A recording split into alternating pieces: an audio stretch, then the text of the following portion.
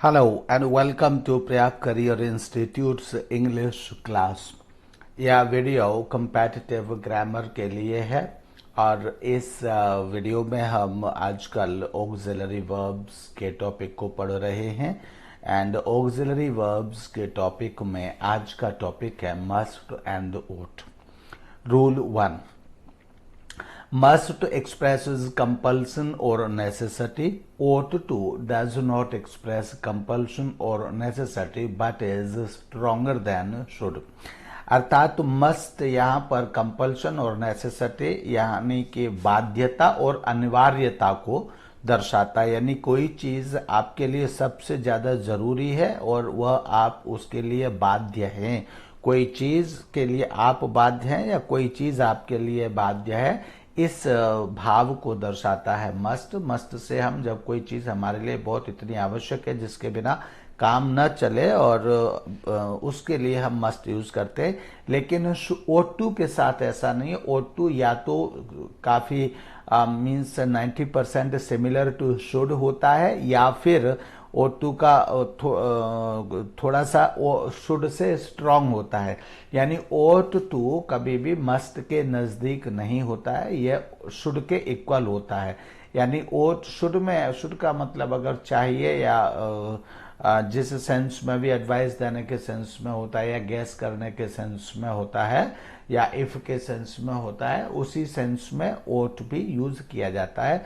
And ये ध्यान रखने वाली बात होती है कि ought के साथ हमेशा to आता है फर्स्ट, और उसके बाद first form of the verb आती है। बाकी shall, will, can, could, may, might, must, इन सब के साथ में हमेशा first form of the verb आती है, तो यह ध्यान रखने की आवश्यकता है। इसका एग्जाम्पल है you must come to office at 10 o'clock। इसका मतलब है कि coming to office by 10 o'clock is very mandatory and after it will be an offence. अगर आप 10 बजे तक ऑफिस आते हैं तो यह आपके लिए मैंडेटरी है और इसके बाद आना आपके लिए एक यह अपराध माना जाएगा। इसका मतलब यह हुआ, यानी कि आपको 10 बजे तक आना, ऑफिस पहुंचना आपके लिए बहुत बहुत बहुत बहुत जरूरी है। इसका अर्थ सीधा सा ये होगा। Then second sentence is you ought to come to office at 10 o'clock। मतलब यह हमारी एक सिर्फ आपको एक सलाह है और एक मीन्स सुझाव है। And we don't say that it is mandatory, मतलब आप नहीं आएंगे तो आपका कुछ बिगड़ जाएगा या हम बिगाड़ लेंगे, ऐसा यहाँ पर कोई फीलिंग नहीं होता है। लेकिन ये है कि आपको आना चाहिए, सिर्फ एक सजेशन होता है शुड से। लेकिन मस्ट का मतलब है कि यह आपके लिए मैंडेटरी है और आपको आना ही आना चाहिए। Note, remember that after ought the infinitive comes with two, यानी यहाँ पर मैंने पहले ही आपको बता दिया कि ought के साथ हमेशा इन्फिनेटिव टू आता है। Infinitive to plus first form of the verb के साथ आता है, but after must the infinitive is used without to, और मस्ट के बाद first form of the verb आती है बिना टू के। यह मैंने आपको ऑलरेडी बता दिया। इसके बाद मस्ट नॉट और मसंट और ought नॉट और oughtn't, यानी कि मस्ट नॉट नेगेटिव में अगर हम यूज करते तो इसको मस्ट नॉट करेंगे, या फिर कॉन्ट्रैक्ट फॉर्म में मस्ट नॉट का कॉन्ट्रैक्ट फॉर्म मसंट हो जाता है, और ought नेगेटिव ought का ought नॉट हो जाता है, एंड उसका अगर कॉन्ट्रैक्ट फॉर्म देखेंगे तो oughtn't हो जाता है। Must conveys the sense of negative compulsion, यानी कि नेगेटिव कंपल्शन का मतलब है निषेधात्मक बाध्यता एंड और प्रोहिबिशन, और मतलब किसी चीज पर कोई प्रोहिबिशन है, निषेधाज्ञा लागू है, तो वो दिखाने के लिए यहाँ उसके साथ मस्ट नॉट, यानी कोई चीज ऐसी है जो आपको करनी नहीं चाहिए तो वहां फिर मस्ट नॉट, जैसे शराब नहीं पीनी चाहिए तो मस्ट नॉट आएगा आपके लिए। Emphatic, that is emphatic no और रेस्टोरेंट, मतलब आपको जरूर जरूर वह काम करना नहीं चाहिए, उसके लिए आपको मस्ट नॉट या मसंट यूज करते हैं। ought to is similar to should in sense, यहाँ पर ought जो होता है वो शुड के सिमिलर होता है।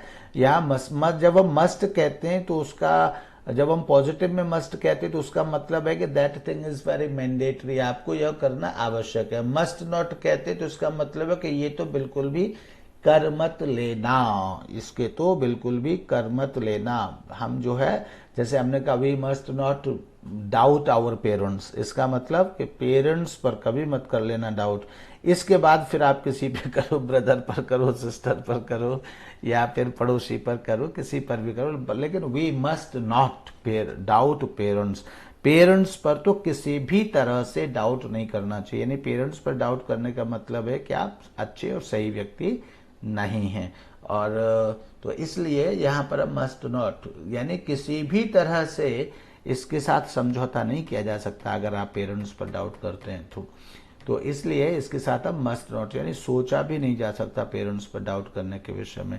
और इसी तरह से ब्रदर सिस्टर्स के लिए कहेंगे तो कहेंगे we should not doubt brothers and sisters, इस तरह से हम कहते हैं। तो इसलिए वी शुड नॉट डाउट, मतलब नेगेटिव के लिए इस तरह से हम मस्ट के साथ सेंटेंसेस को कहते हैं, ठीक है। एंड देन इज इसका example, you mustn't jump out from a moving train, यानी कि चलती हुई ट्रेन से हमको बाहर नहीं कूदना चाहिए। तो ये मसंट है, क्योंकि कूदेंगे, चलती हुई ट्रेन से कूदेंगे तो फिर तो कभी घर पहुंचेंगे ही नहीं, दैट्स वेरी क्लियर।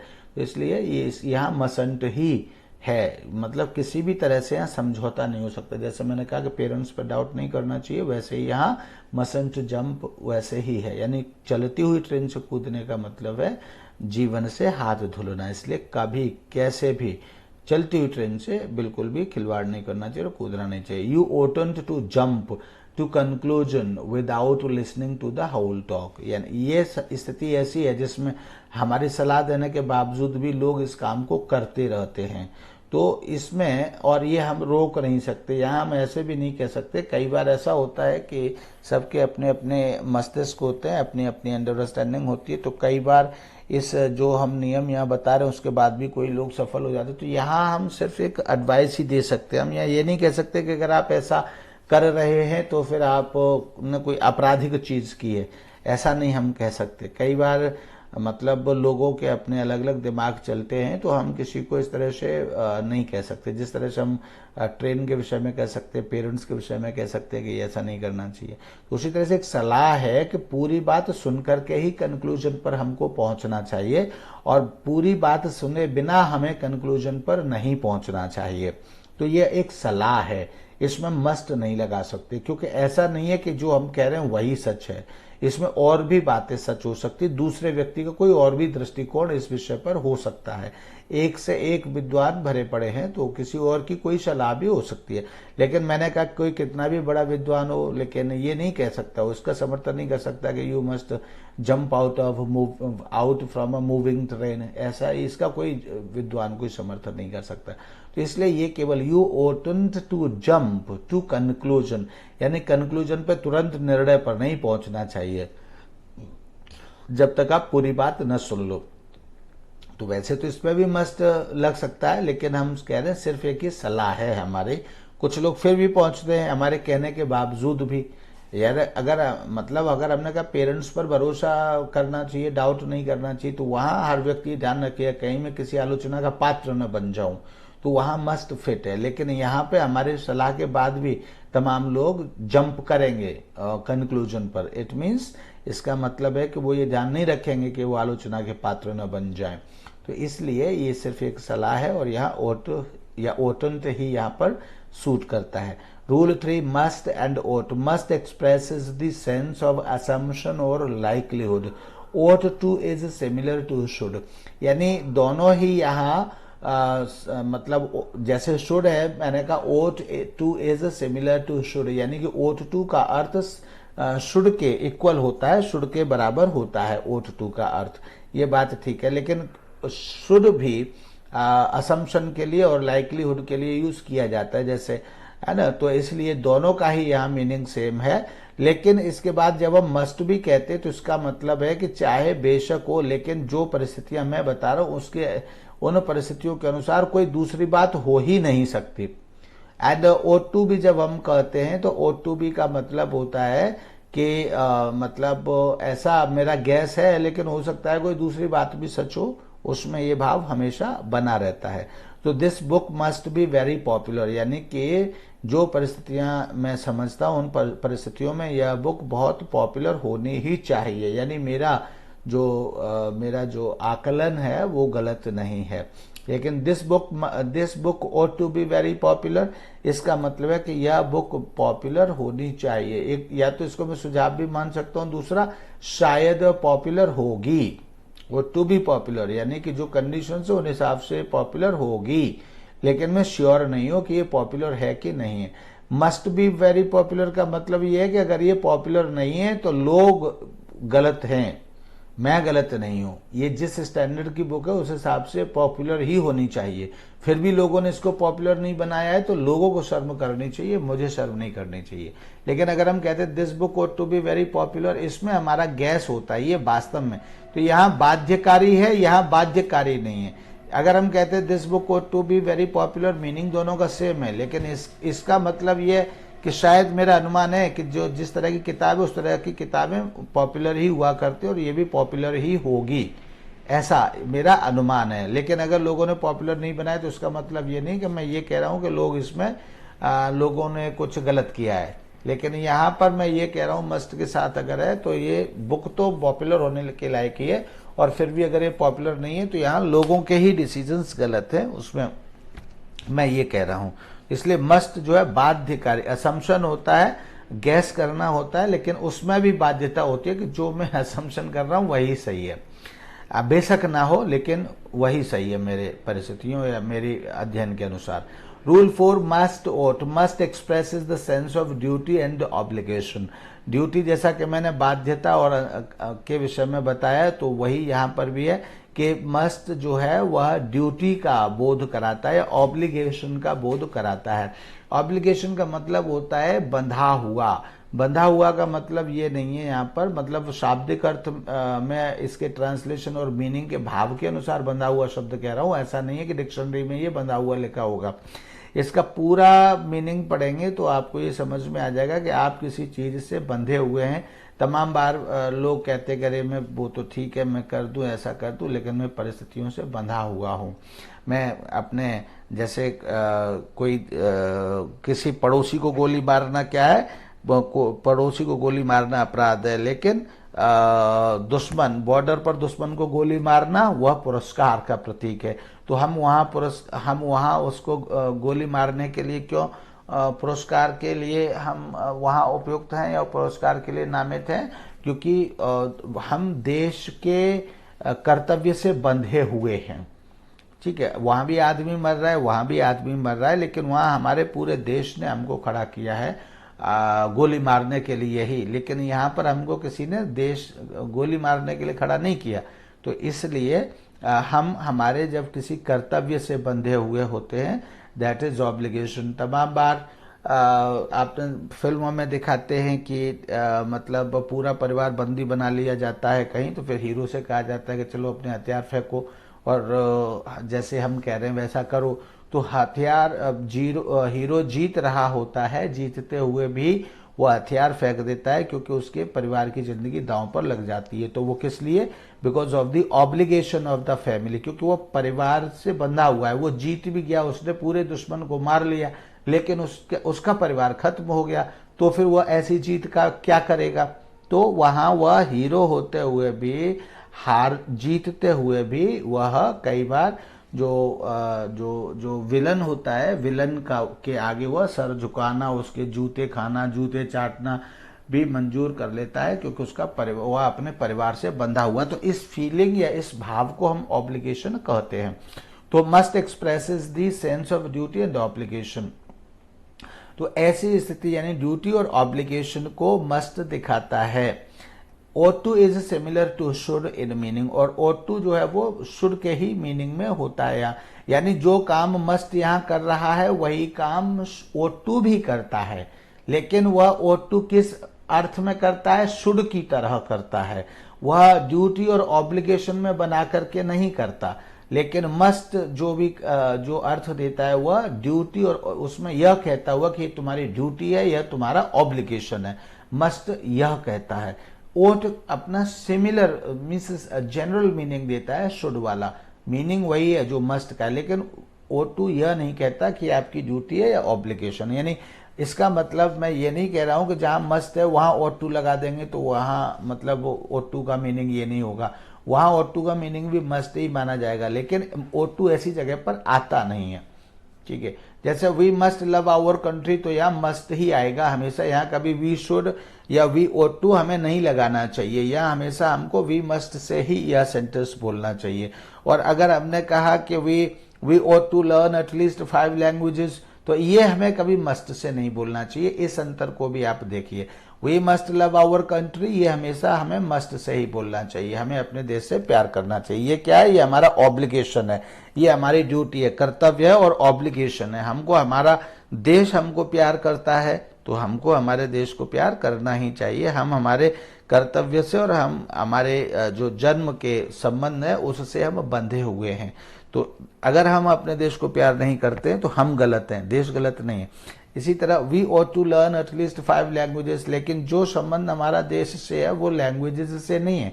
तो हम ऐसे नहीं कह सकते थे we must learn at least 5 languages. यहाँ हमें क्या कहना चाहिए? यहाँ शुड ही कहना चाहिए। We should learn at least 5 languages means अगर कर लेंगे तो उससे प्रोफेशनली आप अच्छे हो सकते हैं, और अगर नहीं करते हैं तो फिर आप प्रोफेशनली अच्छे नहीं होते। तो we should learn at least 5 languages. तो जहां शुड कहते हैं वहीं हम क्या कह सकते हैं? We ought to learn at least 5 languages. यानी सिर्फ शुड में फर्स्ट फॉर्म आती है, ought to के साथ में ought plus 2 plus first form आती है, ये डिफरेंस है। अदरवाइज शुड की जगह ही ought to होता है। या थोड़ा सा कह सकते हैं कि ought में थोड़ा सा शुड से, यानी शुड में हम जनरल दे रहे हैं तो जनरल एडवाइस दे रहे हैं, तो ought to में हम थोड़ा सा जनरल से और हल्का सा फोर्स कर सकते हैं कि नहीं सीख लो तो ठीक ही है। अदरवाइज मस्ट जैसा सेंस नहीं होता है। We must be kind to the poor, we must be kind to the poor मतलब हमको दयालु होना चाहिए, मतलब हमको दया भाव गरीबों के प्रति रखना ही चाहिए। तो यहाँ शुड नहीं चलेगा, यहाँ मस्ट ही चलेगा। और आप कभी यहाँ शुड से हमें सेंटेंस बनाना भी नहीं चाहिए। ठीक है, जिस तरह से राजा के सिर पे हमेशा ताज ही अच्छा लगता है, उसके सिर पे साधारण पगड़ी रख करके हम उसको शहर में नहीं निकाल सकते, घुमा सकते। उसी तरह से जो सेंटेंसेस है जिनको मस्ट चाहिए अर्थ के अनुसार वहां मस्ट, और जिनको शुड या ought to चाहिए वहां पर शुड और ought to ही लगाने चाहिए। अगर हम मस्ट की जगह शुड या ought to लगा देंगे और ought to की जगह मस्ट लगा देंगे तो ठीक ऐसे ही हो जाएगा कि सैनिक के सिर पर राजा का मुकुट और राजा के सिर पर सैनिक की पगड़ी लगा करके घुमाए तो कोई भी व्यक्ति हमको ही बेवकूफ बताएगा। तो we must to be kind to the poor मतलब ये हमारा नैतिक कर्तव्य है कि हम गरीबों के प्रति सहृदयी बने और दयालु बने। तो इसलिए यहाँ वी मस्ट ही उचित है। Rule 5 must and ought। Rule 5 में must conveys the sense of advice और वार्निंग एज कंपल्शन और नेसेसिटी। यहाँ भी वही बात है, यहाँ हम एडवाइस देते या वार्निंग देते तो वो एडवाइस और वार्निंग भी कंपल्शन और नेसेसिटी यानी बाध्यता और अनिवार्यता में होती है। But ought to conveys the sense of advice और warning in the sense of should। लेकिन वार्निंग मतलब ought to भी देता है, लेकिन इस तरह की वार्निंग देता है कि आप मानो तो ठीक है, अदरवाइज कोई बात नहीं। लेकिन मस्ट का मतलब, मस्ट से अगर कोई वार्निंग दी जाती है तो उसका मतलब है कि आपको मानना ही पड़ेगा, मानना ही चाहिए, और अगर आप नहीं मानते हैं तो कोई ना कोई द्रोह आप जरूर कर रहे हैं, या तो परिवार से, समाज से, या नियमों से, या फिर संस्कारों से, देश से, कहीं ना कहीं आप द्रोह जरूर कर रहे हैं। जैसे यू मस्ट ड्राइव कॉशियसली, तो यदि आप ड्राइव कॉशियसली नहीं कर रहे हैं तो प्रकृति के नियमों से आप खिलवाड़ कर रहे हैं। प्रकृति के नियमों से खिलवाड़ कर रहे हैं तो आप मतलब जो भी व्यक्ति फास्ट ड्राइव करता है वह असामयिक मृत्यु को प्राप्त करेगा, है ना, या वह प्राप्त नहीं करेगा तो किसी को मृत्यु के मुंह में पहुंचा देगा। तो गलत हुआ, इसलिए मस्ट ड्राइव कॉशियसली। तो यहाँ मस्ट ही होना चाहिए। You ought to drive slowly.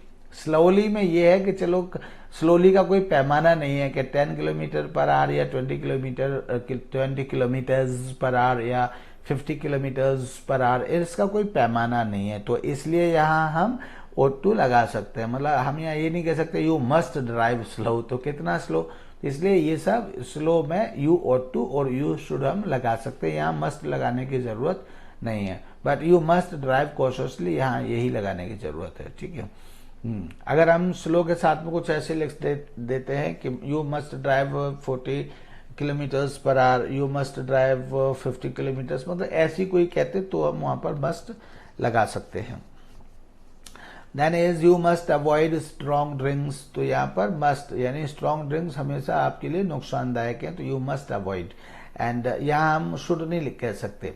You ought to avoid strong drinks, तो अगर you ought to avoid strong drinks अगर हम कहते हैं यहाँ, तो इसका मतलब है कि मतलब हम जनरल वे में कह रहे हैं, यानी करो तो सही है, मानो तो मानो, अदरवाइज कुएं में गिरो, तब इसका मतलब ये है।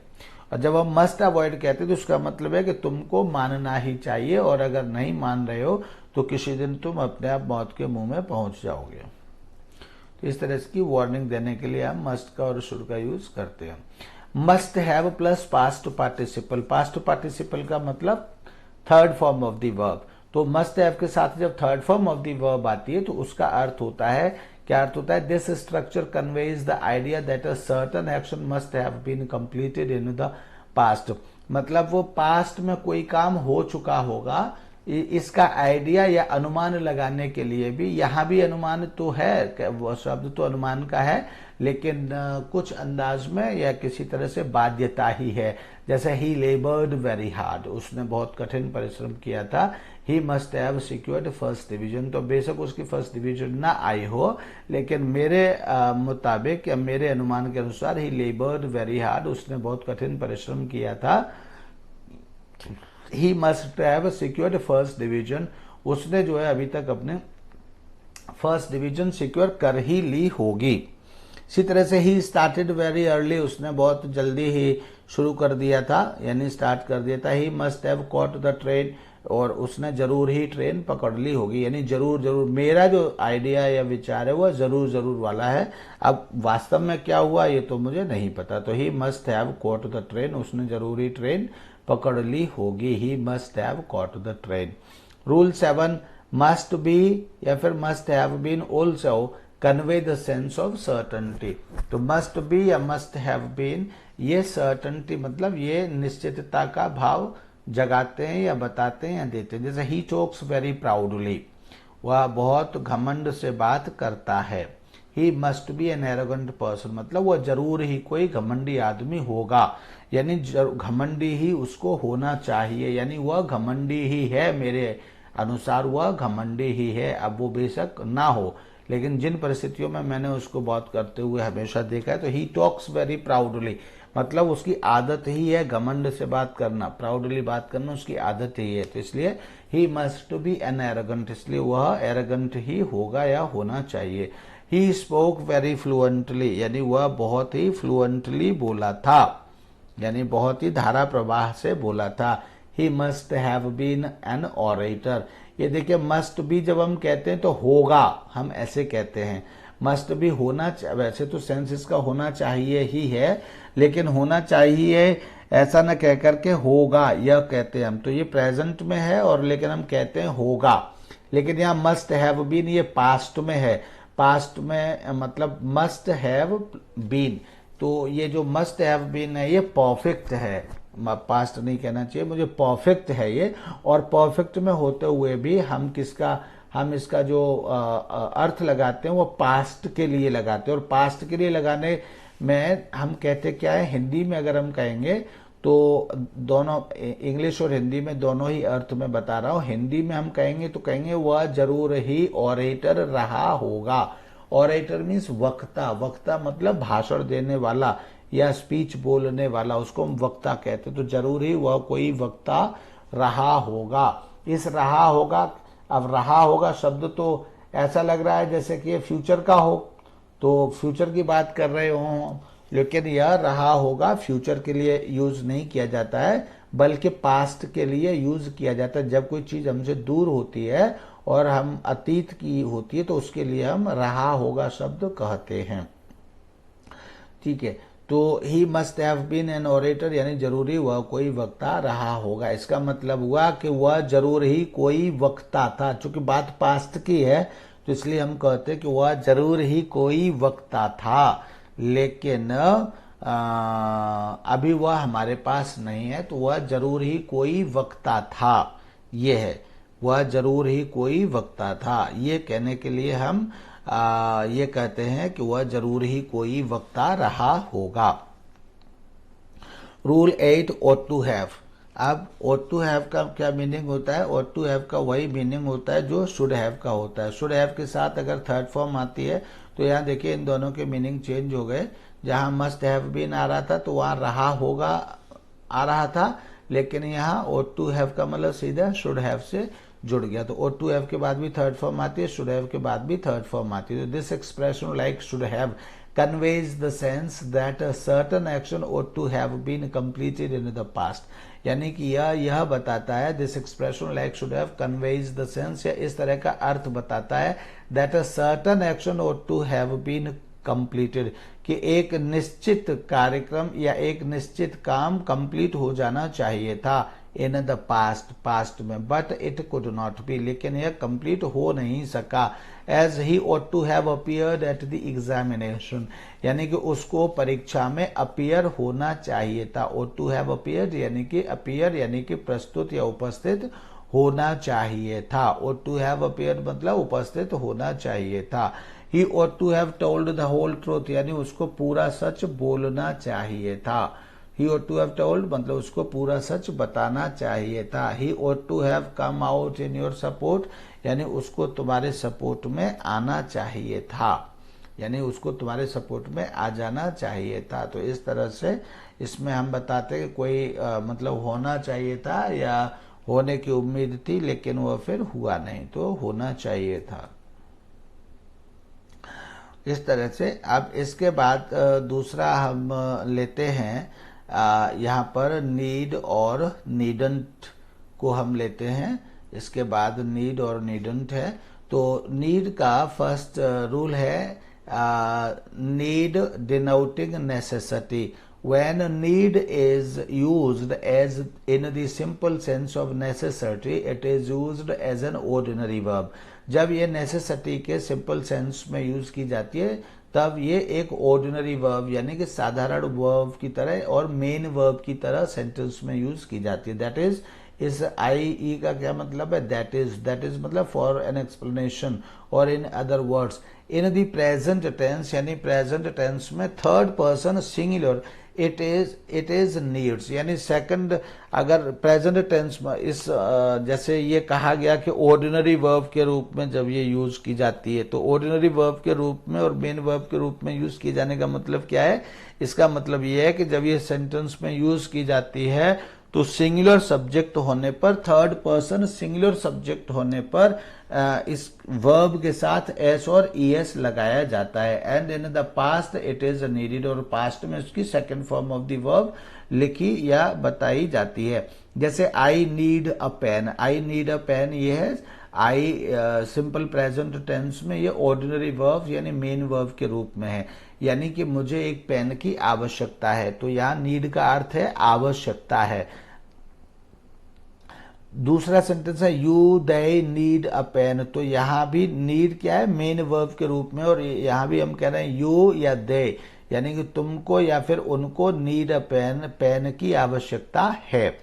थर्ड है ही नीड्स अ पेन। अब यहाँ थर्ड सेंटेंस में सिंगुलर सब्जेक्ट आ गया। सिंगुलर सब्जेक्ट आते ही नीड यानी ऑर्डिनरी वर्ब है, तो प्रेजेंट इंडेफिनिट टेंस के अकॉर्डिंग इसमें यहाँ एस लगेगा, और इसलिए ये क्या हो गया? He needs a pen. He needs a pen का भी मतलब हो गया उसको एक पेन की आवश्यकता है। फोर्थ सेंटेंस में I you he they needed a pen, ये जो तीन सेंटेंस यहाँ बनाए हैं वो सारे सेंटेंस फोर्थ में ही बना दिए हमने। यहाँ पर नीडेड लिखकर, नीडेड अ पेन मतलब आवश्यकता थी। अगर हमने कहा आई नीडेड अ पेन तो इसका मतलब है मुझे एक पेन की आवश्यकता थी। अगर हम कहते हैं यू नीडेड अ पेन, इसका मतलब है तुम्हें एक पेन की आवश्यकता थी। एंड अगर हम कहते हैं I don't need a pen, इसका मतलब है कि मुझे किसी पेन की आवश्यकता नहीं है।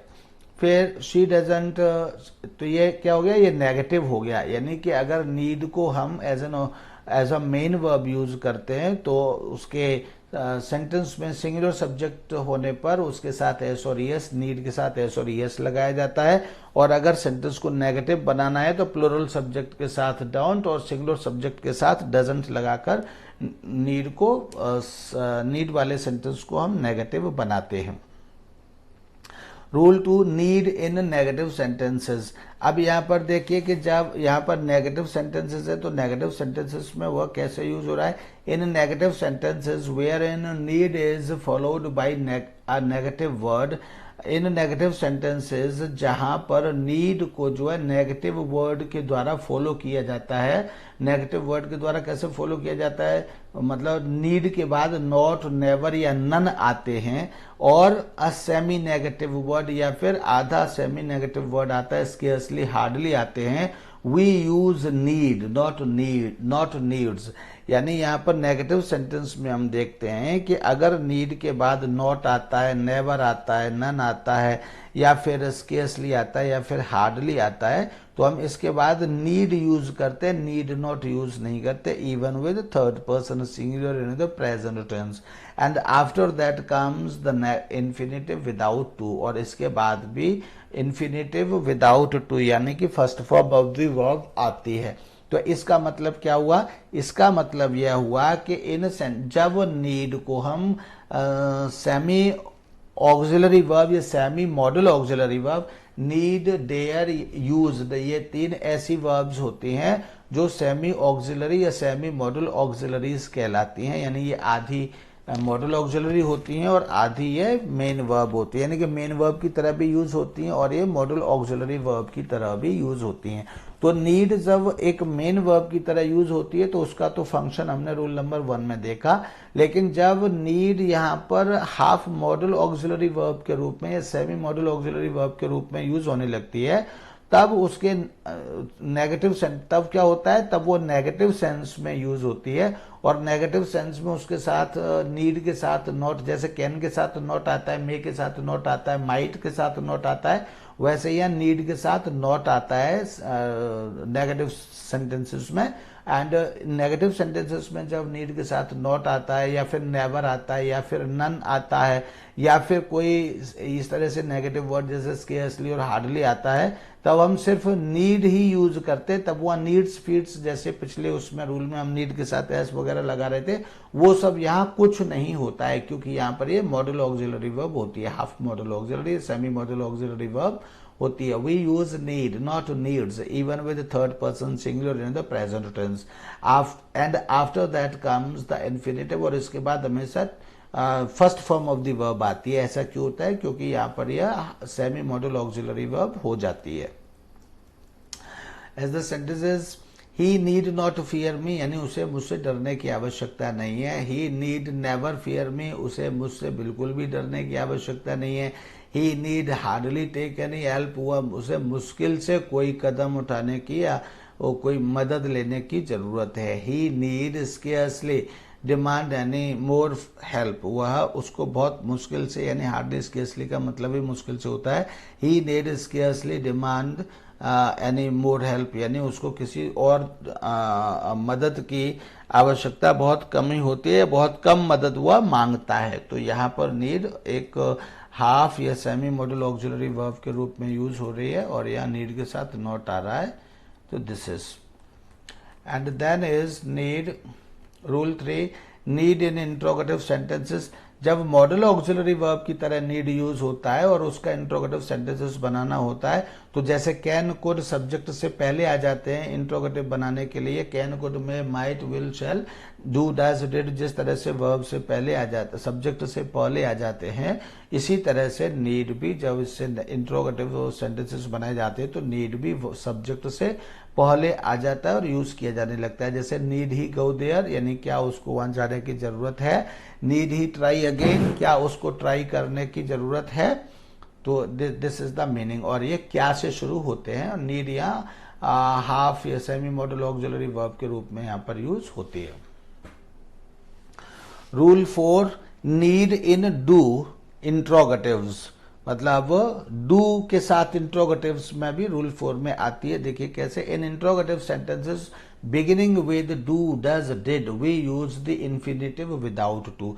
जब नीड के साथ डू डज लगने लगता है तो इसका मतलब है कि यहाँ पर नीड दोबारा से मेन वर्ब के रूप में आ गई। अब यहाँ पर ये मॉडल ऑक्सिलरी रूप वर्ब नहीं रही, और जब ये मॉडल ऑक्सिलरी वर्ब नहीं रही तब यहाँ पर क्या है, तब यहाँ पर डू डज डिड आएगा। डू डज डिड के बाद में फिर अगर नीड आता है तो नीड या मेन वर्ब हो गई, तो नीड के बाद फिर कोई अगर वर्ब आएगी तो उस वर्ब के साथ यहाँ पर टू लगने लगेगा।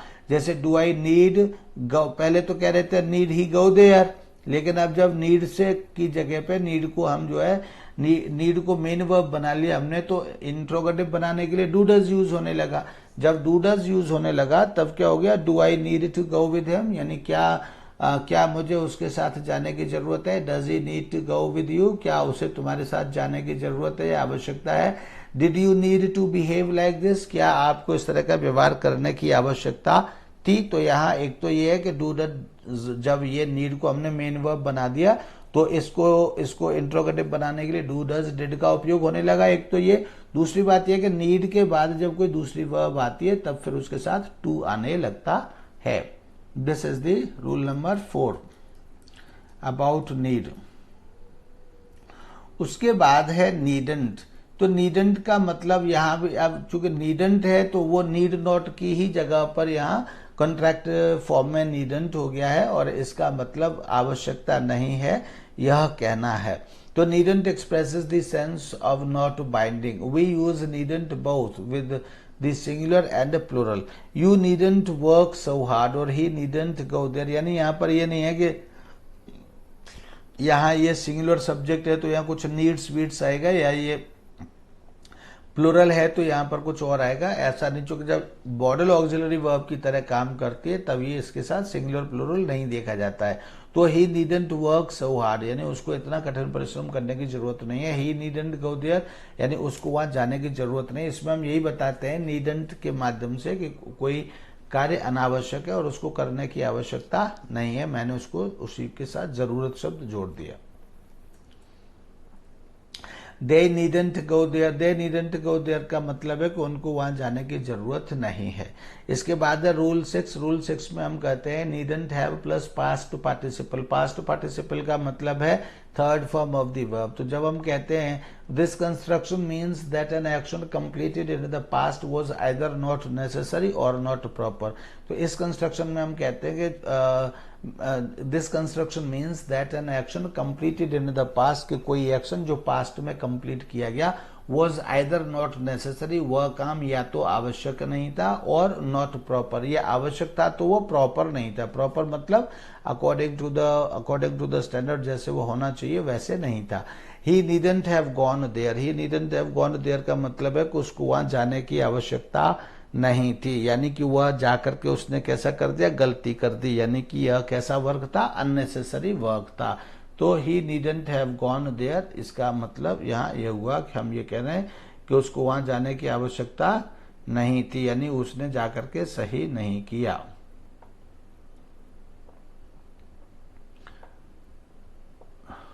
राइट। एंड इसके बाद है, अगर हम उसके बाद है he needn't have behaved like this, यानी उसको इस तरह का व्यवहार नहीं करना चाहिए। ही है, हाँ ही है, ये थोड़ा सा चला गया था उधर, ये ठीक हो गया।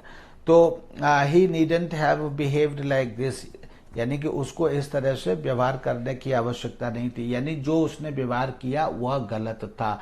गलत था मतलब यह इम्प्रॉपर था। तो इस तरह से needn't have, you needn't have spoken, you needn't have told lie, आपको झूठ बोलने की आवश्यकता नहीं थी। इस तरह से बहुत सारे सेंटेंसेस कर सकते हैं। तो यह नीड के बारे में एक्सप्लेनेशन थी। Thank you, that's all for today. And दूसरे वीडियो में ये डेयर जो नेक्स्ट सब्जेक्ट है इसको लेकर के दोबारा आपके लिए एक नया लेसन आपको देंगे। Thank you, bye bye.